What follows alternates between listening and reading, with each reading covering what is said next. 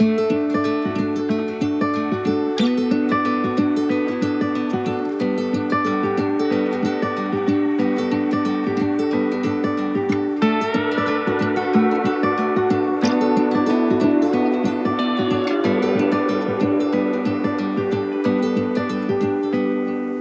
did you want to buy an old wooden boat that was built in 1925?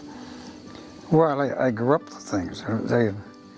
That's what everybody used. You know, they had three of them, like Rick Rawson. Dad was in charge of the boats there, and I was just used to them. And I got my first outboard. It was a cedar strip when I was 8 years old. So they were just part of our life. And I remember even as a teenager that the family car, it was parked across the road and it wasn't used all summer, because we were on the water all the time. I bought the boat in 1963. I really wanted a 26-footer because it would fit in the boathouse. And I had one lined up with Dolly Beach, which was the taxi boat that I actually used to drive, but the engine developed a problem. But anyway, it didn't work out because I was working in London and she got very anxious and sold it to somebody else. So I think it was the end of that season that Dukes have a Ditchburn for sale. So our dad and I went over, and it was over in the storage shed, and it was all covered in bird poop. I could see the advantage of it because it was very original. Hadn't been modified in any way, all the fittings were there. It didn't have an engine. Somebody had fiberglassed the bottom. And I said to my dad, I said, it's a really nice boat, you can make something out of it, but I said, it won't fit in the boathouse. He says, that's not a problem. Because the history was, I kept buying boats and we kept adding to the boathouse, but it never got finished. But that particular summer, we got all the finish, all the trim was done, all the soffits, all the paint was done. So anyway, I went over and paid odd for the boat. The next weekend, Paul Dunlop and I had a pace ship outboard that we used to ski with. So we just tied, and he had one too, we just tied one on either side. Off we went to Windermere and tied it on the outside dock, and we all went at it and washed it all down and see what was there. When I came up the next weekend, the boat was in the boathouse. Father just knocked the wall out, framed it, and framed the roof, sheeted it. It was in the boathouse. So then I went on a search for an engine. Odd Duke had said that this is the engine was in it. They had sold the engine. I managed to find one with Elfie Mortimer, engaged Huey to install it, but they ran into an issue because there was some difference between the two engines, and the alignment was way off, like 6 inches or something. He had a reduction gear there that was off a Wiki 4, which gave it an offset of about 6 inches. Anyway, we got out cruising. We didn't go very fast. I finally got Odd to get me a proper size propeller. And then the issue was to repair the problems on the bottom. And the main issue was the wooden shaft log was rotten and the bow stem. So I went out and stripped the fiberglass off it when we put it up in the fall and engaged an arm strip. And so he put a new stem in it, put new garbage, I think, right full length. Rebuilt the shaft log. The only thing is that it took about 2 or 3 years to get it done on his schedule. So that was the major thing we did. And then one day we were out a long trip up in Lake Joe, and it was very quiet. I'm looking at the deck, and all of a sudden, poop, poop, poop, the whole friggin' deck blistered. So my father was pretty ambitious, and I think Linda and I got married 74, and I think 75 we drove out to Vancouver. And as I said, my father's very ambitious, and he took all the fittings off it, took all the varnish off it, and he thought he was going to have it refinished by the time we got back. Well, he got as far as getting it stripped. I guess, I don't know, think about that. Maybe I didn't use it for a couple of years. Well, then in the meantime, we bought Dukes. So Rick and I made a deal, because he wanted work done on his boat, so he said, you do yours first. I did a basic restoration. I mean, just stripped it inside and out,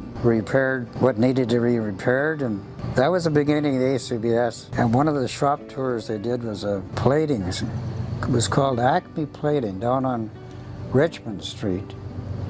And it was an old industrial yard, just like single story, but they had basements.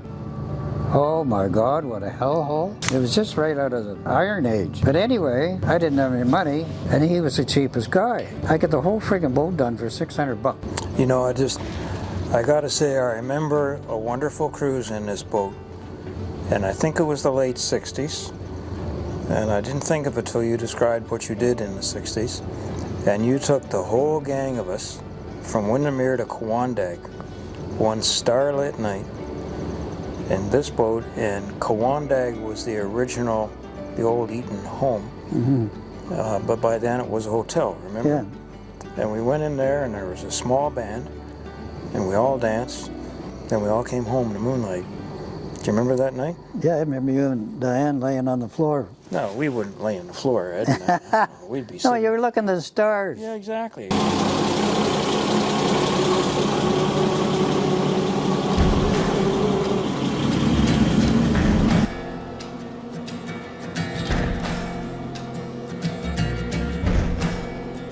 You gotta find your people, the ones that make you feel alright,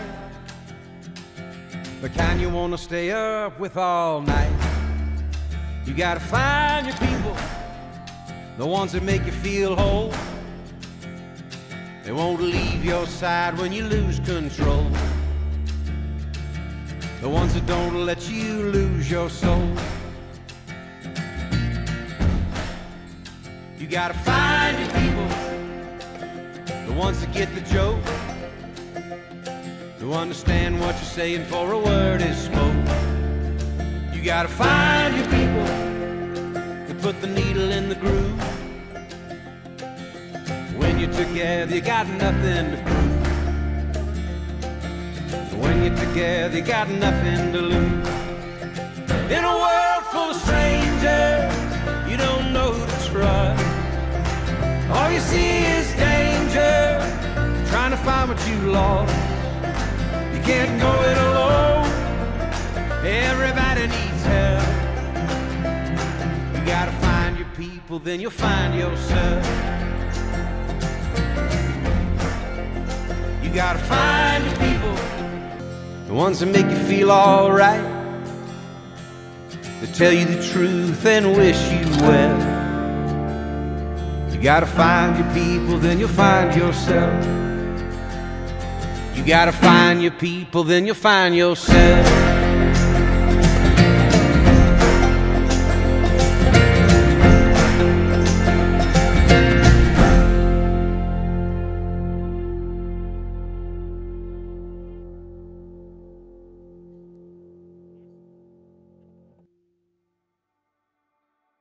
So fast forward, you're married in the early 70s, 74.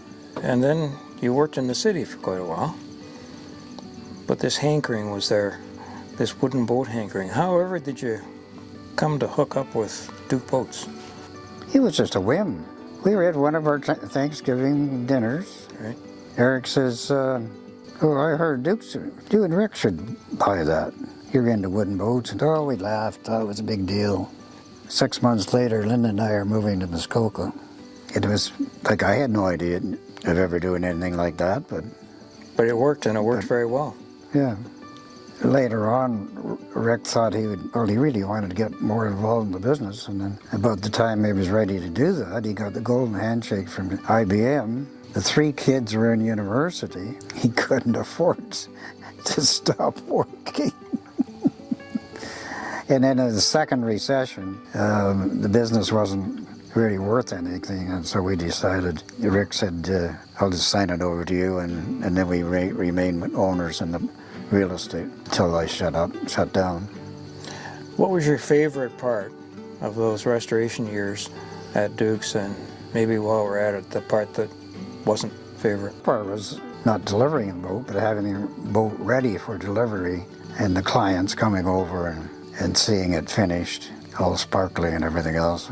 It's well known now that most of the boat builders in Muskoka today, in the last decade or two, were at Duke's initially in their careers. How did that come about? Well, I think it was just they needed work and thought they liked to get involved. Like Ray Clark was one of the first, I think. Paul Brackley, he's mentioned it numerous times. And other people like Terry McFadden, he was a Finnish carpenter, but he was very adaptable and just moved into the wooden boat work like it was second nature. And a few outsiders like Pete Stanfield. He had gone through it was called something guild in Toronto. But then there were other people too, like when you bought Duke's, Ron Butson was there. And yeah, they basically only had three employees. There was Ron Butson, Lionel Cope, who had been there since the 30s. He did all the refinish work. The first restoration we did was the Charlevon. And Tim brought it to Duke's, not because of me. He knew me. He brought it to Duke's because he wanted Lionel to put the finish on it. We knew we had to put a bottom in it, but we ended up having to put new decks on it because it sat out in the weather so much when Norm Strip out it. But that's a testament to Duke's, because the Tim you referenced is Tim Chisholm, of course, who owned the Shirley Vaughan at the time, and who had bought her, I suppose, from the marina. I'm guessing in the late 60s, but I don't know. He would have bought it from Norm Strip. But that was a big deal for us because, I mean, the size of the boat, and yeah, we had to modify the floor. My dad came over and cut the floor out and reinforced it. Tell us the story, because I think it's pretty significant. The only boat building shop in Muskoka where the boats are restored on the second floor. So how did they get from the water to the second floor? Well, actually, that wasn't uncommon. Seabirds used a crane affair, and then they also had a ramp. And Duke's just decided to do it this way, where they just cut sections of the floor and lifted them out of the way, and then they picked up the boat in the water and took it right up the second floor. And they put the floors back in and lowered the boat on the carts, and they moved around. Yeah, and I guess Lady Elgin was the second longest one. No, that was the Come and Go. Oh, yes. When we brought it up, we had the bow was basically touching the floor, scraping up against the floor, and the exhaust was sticking out about that far. It was going to catch the floor, so I grabbed a hacksaw and cut 2 inches off the exhaust pipe so we could get it out. Now, you built a very special boat there in the late 80s. Tell us about that. That's Canada 3. Yeah, that was a fun project because Doug Van Patten originally designed it. He was still alive, and he redrew the drawings, and Harold Wilson had a lot of pictures. And as far as the various fittings and the paint configuration on the side and all those things, but yeah, that was fun. Yeah. And you built that boat from scratch. Yeah. Really, you started with a set of drawings. Mm-hmm. That's a very special boat. Any other particular jobs you did at Duke's that you remember distinctly as being special? You did so many. Well, the Eaglet, that's one of my favorite. I think it's the best boat on the lake, really. I mean, it's really spectacular. Yeah. We didn't do a full restoration on that one, really, but they still got a lot of the original bottom in it. Same as this thing. Did you ever do Seahorse? Yeah. Same thing. We didn't put a bottom in it, though. We just repaired what was necessary. But you have to remember, there's a lot of repair work in between, you know. Mm-hmm. Transoms and whatnot, a lot of varnishing. So it wasn't exclusively restoration, no, there was everything else. A lot of refinishing. What do you suppose the future of the boat restoration business is in Muskoka, let alone elsewhere in the world? Right now, it's fine. The shops are busy, but the big issue now is that the new generation that are up here aren't buying them. Then, you know, they go and spend $300,000 or $400,000 on a wakeboard boat, and they could buy a restored Duke Seabird or something like that for $30,000, $40,000. One of the things that was kind of cool is where you came across a boat that had a history to it. One in fact was Jim Grant, he calls it his dad's boat. Dad's boat is it's actually a 20-foot, I think, hard train. And I don't know, some guy contacted me.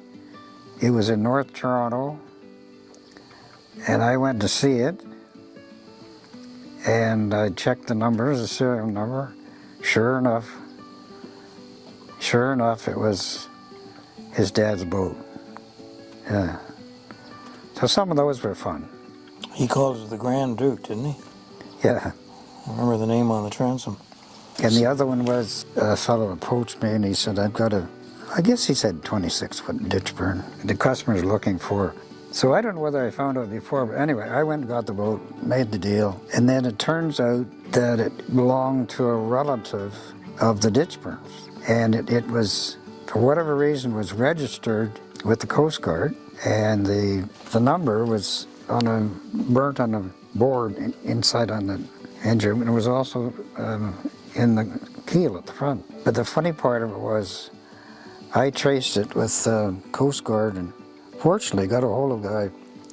He says, well, a lot of that stuff has been transferred, but I think there's some old paper stuff here. Let me look through that. So he found it, and it was supposedly recorded. No, it sunk. That was it. It was sunk. Simple. I guess I don't know whether there's an annual fee for a Coast Guard license or not, but anyway, whoever owned it at the time wanted to get out from under it, I guess. And they said it, but all of a sudden it rises from the bottom of the lake. That wasn't Memphis 4, was it? It's 5, I think. Oh, okay, it was Memphis though, was it? Because I remember that boat being restored at Duke's. And I remember watching the process whereby it was turned over.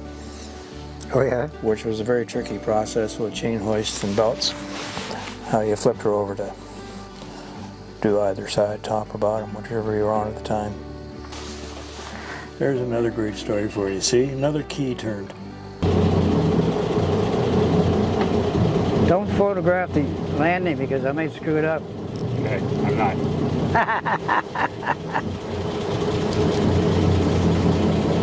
You'd think after 60 years I'd be able to get the thing in the hole.